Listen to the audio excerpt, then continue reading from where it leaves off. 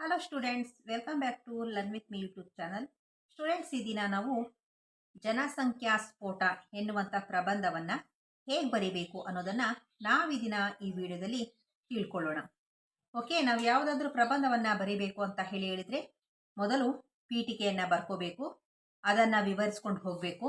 ಹಾಗೆ ಕೊಟ್ಟಂತಹ ಟಾಪಿಕ್ಗೆ ಇರುವಂತಹ ಅರ್ಥ ಏನು, ಅದರಿಂದ ಆಗ್ತಾ ಇರುವಂತಹ ಪರಿಣಾಮಗಳು, ದುಷ್ಪರಿಣಾಮಗಳು, ಹಾಗೆ ಅದನ್ನು ಹೇಗೆ ತಡೆಗಟ್ಟಬೇಕು, ಇವೆಲ್ಲವನ್ನ ವಿವರಿಸ್ಕೊಂಡು ಹೋಗಬೇಕು. ಕೊನೆಯಲ್ಲಿ ಉಪಸಂಹಾರ ಅಂದರೆ ನಮ್ಮ ವರ್ಡ್ಸನ್ನು ನಾವು ಏನಂತ ಹೇಳಿ ಅದಕ್ಕೆ ಕನ್ಕ್ಲೂಷನ್ ಅನ್ನ ಕೊಡಬೇಕು ಅಂತ ಹೇಳಿ ಕೂಡ ಬರಿಕೊಂಡು ಹೋಗಬೇಕಾಗುತ್ತೆ. ಹಾಗಾದ್ರೆ ಈ ದಿನ ನಾವು ಜನಸಂಖ್ಯಾ ಸ್ಫೋಟ ಎನ್ನುವಂಥ ಪ್ರಬಂಧವನ್ನ ಹೇಗೆ ಬರೆಯೋದು ಅನ್ನೋದನ್ನ ಈಗ ನೋಡೋಣ. ಓಕೆ, ಮೊದಲು ಪೀಠಿಗೆಯನ್ನ ಬರ್ಕೊಳ್ಳೋಣ. ಪೀಠಿಕೆ: ಒಂದು ನಿರ್ದಿಷ್ಟ ಸ್ಥಳದಲ್ಲಿ ವಾಸಿಸುವ ಒಟ್ಟು ಜನರ ಸಂಖ್ಯೆಯೇ ಜನಸಂಖ್ಯೆ. ಜನಸಂಖ್ಯೆ ಅಂದ್ರೆ ಏನು ಅರ್ಥ? ಜನಸಂಖ್ಯೆ ಅಂತ ಹೇಳಿದ್ರೆ ಒಂದು ನಿರ್ದಿಷ್ಟ ಸ್ಥಳದಲ್ಲಿ, ಒಂದು ಪ್ಲೇಸ್ ಅಲ್ಲಿ ಇರುವಂತಹ ವಾಸ ಮಾಡುವಂತಹ ಜನರ ಸಂಖ್ಯೆನ, ನಂಬರ್ಸ್ ಅನ್ನ ಜನಸಂಖ್ಯೆ ಅಂತ ಹೇಳಿ ಹೇಳ್ತೀವಿ. ಜನಸಂಖ್ಯೆಯು ಸಮಯ ಮತ್ತು ಸ್ಥಳಕ್ಕೆ ಅನುಗುಣವಾಗಿ ಬದಲಾವಣೆಯನ್ನ ಹೊಂದುತ್ತದೆ. ಈ ಜನಸಂಖ್ಯೆ ಅನ್ನೋದು ಏನಾಗುತ್ತೆ, ಟೈಮ್ಗೆ ಇಲ್ಲ ಪ್ಲೇಸ್ಗಳಿಗೆ ಅನುಗುಣವಾಗಿ ಬದಲಾವಣೆಯನ್ನ ಹೊಂದುತ್ತೆ. ಒಂದು ಟೈಮಲ್ಲಿ ಒಂದು ಪ್ಲೇಸಲ್ಲಿ ಇರುವಂತಹ ಜನಸಂಖ್ಯೆ ಮತ್ತೊಂದು ಟೈಮಲ್ಲಿ ಮತ್ತೊಂದು ಪ್ಲೇಸಲ್ಲಿ, ಅದೇ ಪ್ಲೇಸಲ್ಲಿ ಇರೋದಕ್ಕೆ ಸಾಧ್ಯವಿಲ್ಲ. ಓಕೆನಾ? ಈ ರೀತಿ ಜನಸಂಖ್ಯೆ ಅನ್ನೋದು ಏನಾಗ್ತಾ ಇರುತ್ತೆ, ಒಂದು ಸಮಯಕ್ಕೂ ಹಾಗೆ ಸ್ಥಳಕ್ಕೂ ಅನುಗುಣವಾಗಿ ಜನಸಂಖ್ಯೆ ಅನ್ನೋದು ಬದಲಾವಣೆಯನ್ನ ಆಗ್ತಾ ಇರುತ್ತೆ. ಈಗ ಈ ಜನಸಂಖ್ಯಾ ಸ್ಫೋಟವನ್ನ ವಿವರಿಸ್ಕೊಂಡು ಹೋಗೋಣ. ವಿವರಣೆ: 1987ರ ಜುಲೈ 11ರಂದು ವಿಶ್ವದ ಜನಸಂಖ್ಯೆಯು 5 ಬಿಲಿಯನ್ ತಲುಪಿತು. ಹೀಗಾಗಿ ಪ್ರತಿ ವರ್ಷ ಜುಲೈ 11ರಂದು ವಿಶ್ವ ಜನಸಂಖ್ಯಾ ದಿನವನ್ನು ಆಚರಿಸುವುದರ ಮೂಲಕ ಜನರಲ್ಲಿ ಜಾಗೃತಿ ಮೂಡಿಸಲು ಪ್ರಾರಂಭಿಸಲಾಯಿತು. ಭಾರತವು ಜನಸಂಖ್ಯೆಯಲ್ಲಿ ಚೀನಾದ ನಂತರ 2ನೇ ಸ್ಥಾನದಲ್ಲಿದೆ. ಭಾರತದಲ್ಲಿ ಪ್ರತಿ ವರ್ಷ 17 ಮಿಲಿಯನ್ ಜನಸಂಖ್ಯೆ ಸೃಷ್ಟಿಯಾಗುತ್ತಿದೆ.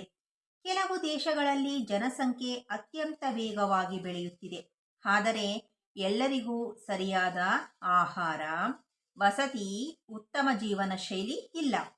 ಪ್ರತಿ 10 ವರ್ಷಕ್ಕೊಮ್ಮೆ ಜನಗಣತಿಯನ್ನ ಮಾಡಲಾಗುತ್ತೆ. ಭಾರತವು 2025ರ ವೇಳೆಗೆ ವಿಶ್ವದ ಅತಿ ಹೆಚ್ಚು ಜನಸಂಖ್ಯೆಯನ್ನು ಹೊಂದಿದ ದೇಶವಾಗಲಿದೆ. ಭಾರತದಲ್ಲಿ 5 ರಾಜ್ಯಗಳು ಇಡೀ ಭಾರತದ ಜನಸಂಖ್ಯೆಯ 50%ಗಿಂತ ಹೆಚ್ಚು ಜನಸಂಖ್ಯೆಯನ್ನ ಹೊಂದಿದೆ. ಅವುಗಳೆಂದರೆ ಉತ್ತರ ಪ್ರದೇಶ, ಮಹಾರಾಷ್ಟ್ರ, ಬಿಹಾರ, ಪಶ್ಚಿಮ ಬಂಗಾಳ, ಆಂಧ್ರ ಪ್ರದೇಶ. ಭಾರತದಲ್ಲಿ ಅತಿ ಹೆಚ್ಚು ಜನಸಂಖ್ಯೆಯನ್ನು ಹೊಂದಿರುವ ನಗರಗಳು ಮುಂಬೈ, ಕಲ್ಕತ್ತಾ, ದೆಹಲಿ, ಚೆನ್ನೈ, ಬೆಂಗಳೂರು. ಈ ಜನಸಂಖ್ಯಾ ಸ್ಫೋಟಕ್ಕೆ ಕಾರಣಗಳು ಏನೇನು ಅನ್ನೋದನ್ನ ಈಗ ತಿಳ್ಕೊಳ್ಳೋಣ.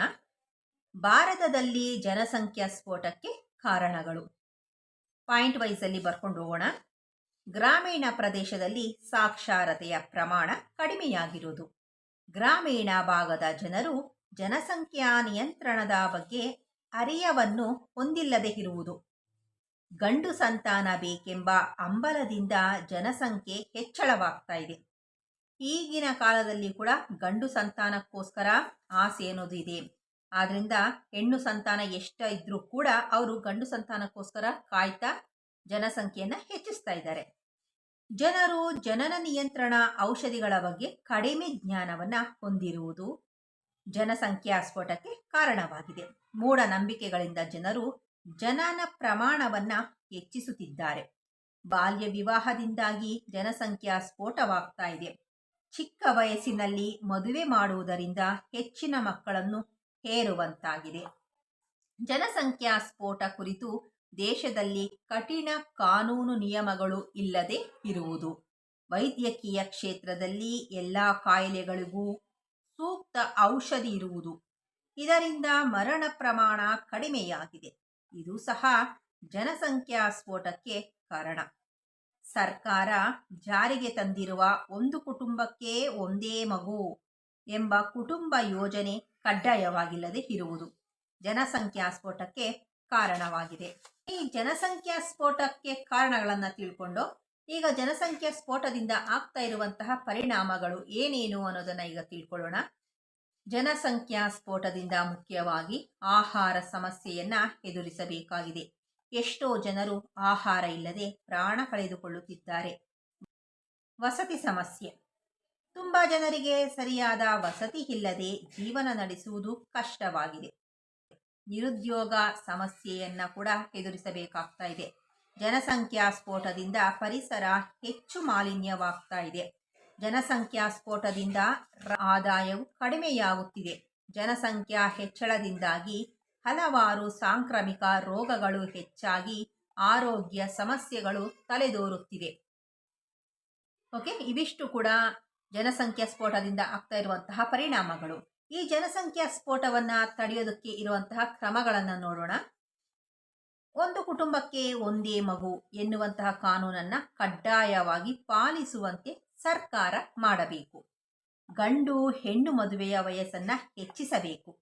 ಗಂಡು ಸಂತಾನ ಬೇಕೆಂಬ ಬಯಕೆಯನ್ನ ಕಡಿಮೆ ಮಾಡಬೇಕು. ಸಾಕ್ಷರತೆಯ ಮಟ್ಟವನ್ನ ಜನಸಂಖ್ಯಾ ಸ್ಫೋಟದಿಂದ ಆಗುವ ಪರಿಣಾಮಗಳನ್ನ ಜನರಿಗೆ ತಿಳಿಸಿ ಜಾಗೃತರನ್ನಾಗಿ ಮಾಡಬೇಕು. ಜನನ ನಿಯಂತ್ರಣ ಔಷಧಿಗಳ ಬಗ್ಗೆ ಜನರಲ್ಲಿ ತಿಳುವಳಿಕೆಯನ್ನ ಮೂಡಿಸಬೇಕು. ಉಪಸಂಹಾರ. ಜನಸಂಖ್ಯಾ ಸ್ಫೋಟದ ಬಗ್ಗೆ ಪ್ರತಿಯೊಬ್ಬ ಪ್ರಜೆಯು ಜಾಗೃತರಾಗಿ ಚಿಕ್ಕ ಸಂಸಾರದ ಕಡೆಗೆ ಹೆಚ್ಚಿನ ಗಮನವನ್ನು ಹರಿಸಿದಾಗ ಮಾತ್ರ ಜನಸಂಖ್ಯೆ ನಿಯಂತ್ರಣಕ್ಕೆ ಬರಲು ಸಾಧ್ಯ. ಜನನ ನಿಯಂತ್ರಣದ ಬಗ್ಗೆ ಸರ್ಕಾರ ಮಾಡಿರುವ ಯೋಜನೆಗಳನ್ನು ಸರಿಯಾಗಿ ಪಾಲನೆಯಾಗುವಂತೆ ನೋಡಿಕೊಳ್ಳಬೇಕು. ಓಕೆ.